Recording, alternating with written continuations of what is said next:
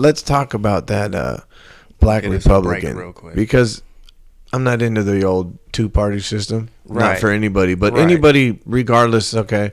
You brought up before on one of the podcasts that blacks are expected to monolithically vote for a Democratic candidate.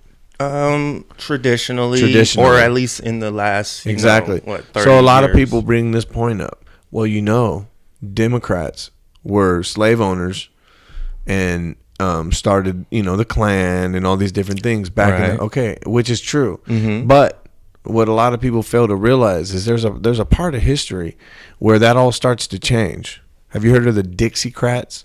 Yes. Okay.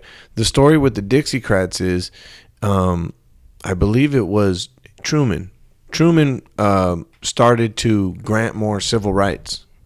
And it was at this point, I'm assuming, to lure blacks into the Democratic Party because there was a shift and he could feel it. Right.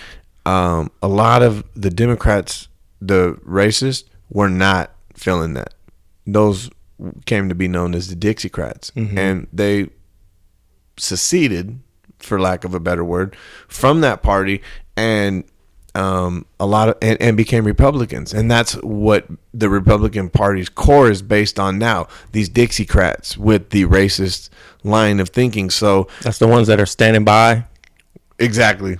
Stand down and stand by. Stand by. That was weird. That was so weird. But you know what? I told you, people told me, you still don't think he's racist? And I was like, look, man, I don't know much about the dude. But to me, that particular answer, the way he gave it, if you ask a real racist, they typically go, nah, man, I love black guys. I got a black fucking neighbor or some dumb shit like that. Right. The way he gave it sounded to me like some racist organization.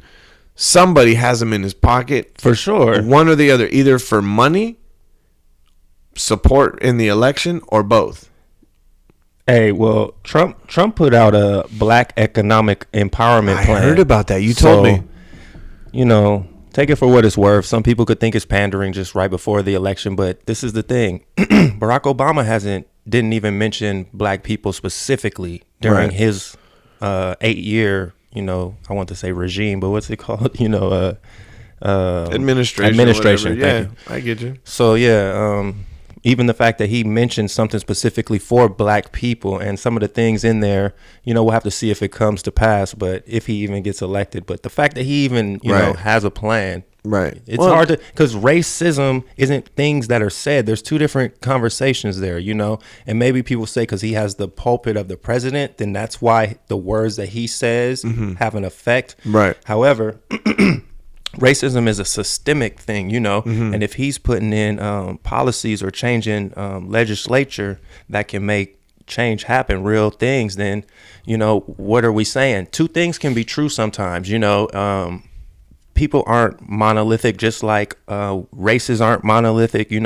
We have different things. And I think that's the point you made about the list of Democrat and Republican. All of us are very complex people. You may have some things where you're not seen as being positive, but then you can still have positive effect. There's different ways to get shit done. And I just wanted to say that, call him a racist for the things he says, but then look at the things he does. So Kush and Chemtrails, the world's most dangerous podcast.